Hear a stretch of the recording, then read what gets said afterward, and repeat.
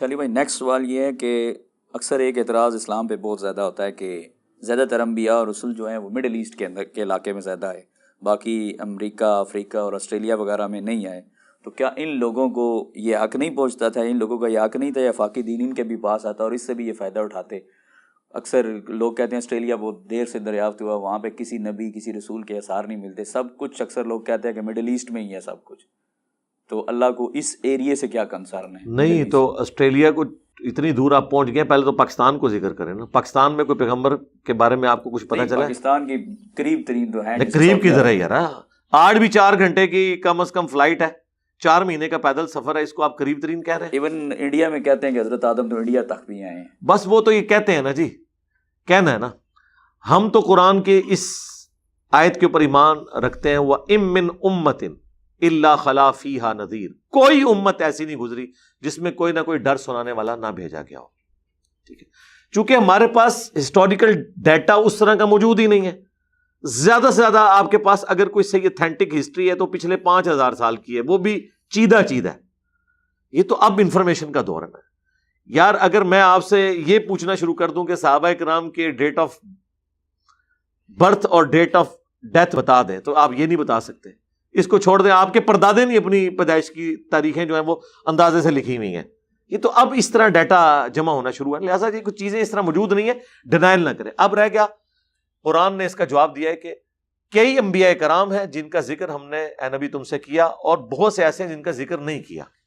جب ذکر نہیں کیا تو یہ آپ نے کیسے اسیسمنٹ کر لی کہ عرب کے علاوہ اور سرزمین میں پیغمبر نہیں آئے؟ کہیں قرآن نے یہ بات نہیں کی ہے، نہ انکار کیا. آپ یہ کہیں کہ قرآن میں صرف عرب کے انبیاء کا ذکر ہے.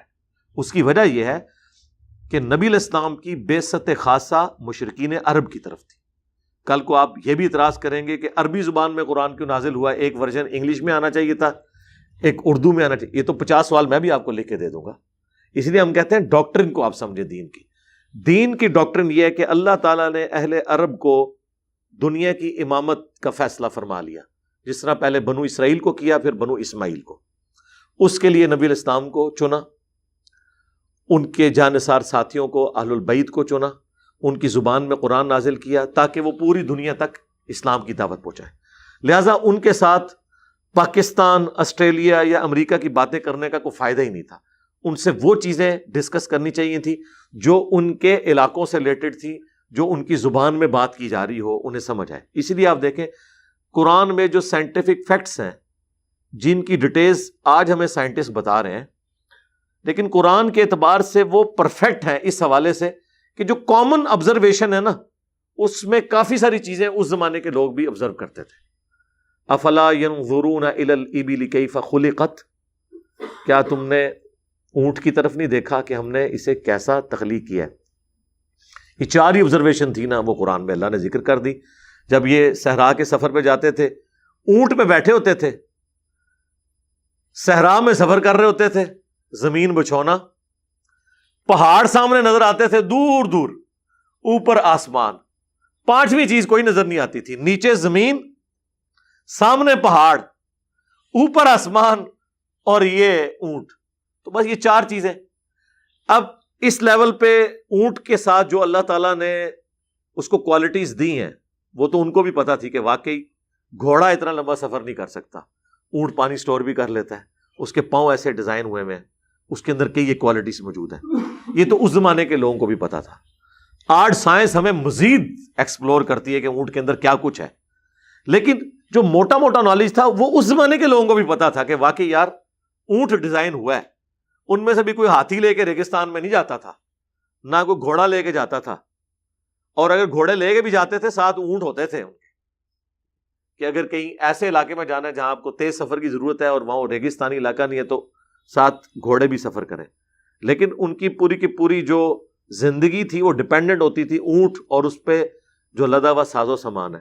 تو اللہ تعالیٰ نے وہ کامن آبزرویشن کا ذکر کیا. آسمان کو دیکھو، بس وہ اس زمانے کا انسان جو آسمان کو دیکھتا ہوگا تعریف ہی کرتا ہوگا. اب وہ جو تفصیلات ہیں وہ تو آج ہمیں اسٹرانومی کی فیلڈ سے پتہ چل رہی ہیں. اس طریقے سے پہاڑ کو دیکھو کیسے ہم نے ان کو جما دیا ہے. اس زمانے میں بھی کہتے ہیں یار آج بھی آپ پہاڑ کو دیکھیں، عام آدمی بھی جب پہاڑ کو دیکھتا ہے سبحان اللہ کیا اٹھتا ہے کہ کیا اللہ تعالیٰ نے قریب سے جا کے دیکھیں تو اندازہ ہوتا ہے کیا چیز بنا دی ہے. باقی جو اس کی تفصیلات ہیں کہ وہ جتنا آپ کو نظر آ رہا ہوتا ہے اس سے کئی گنا اندر ہوتا ہے، اور یہ پہاڑ بنتے کیسے ہیں، یہ ساری تفصیلات وہ آج کے دور کے انسان کو پتہ ہے. تو میرے خیال ہے ہر چیز کے بارے میں تھوڑا بہت نالج اس زمانے میں بھی تھا، وہ اس زمانے کے لوگوں کے لیے کافی تھا. آج مزید تفصیلات ہیں. اس سے یہ نہیں ہو گیا کہ آج ہمیں انڈے سے چوزا بننے کے بارے میں اگر تفصیلات پتہ چلی ہیں تو یہ ہو گیا کہ مطلب انڈے سے اب چوزے کی بجائے کچھ اور نکلنا شروع ہو گیا، نکل رہی وہی چیز ہے، مزید پتہ چل گیا. تو یہ اس لیے عرب کے لوگ چونکہ بعثت خاصہ تھی، قرآن میں بھی ہے ام القرا کی طرف آپ کو بھیجا، بستیوں کی ماں مکہ، تاکہ آپ اس میں رہنے والے اور ارد گرد کے لوگوں کو ڈر سنائیں. پھر آہستہ آہستہ جب باہر نکلی یہ چیز تو چونکہ وہ اولین مخاطب تھے اس لیے ان کو امام بنایا گیا. یہ پاسبل نہیں تھا اور نہ یہ اللہ کی مشیت کا تقاضا تھا کہ اتنے ورژنز نازل کیے جاتے. قرآن عربی ورژن میں نازل کر دیا گیا. تو آج پوری دنیا اس سے مستفید ہو رہی ہے الحمدللہ. اس میں کون سے مسئلے والی بات ہے؟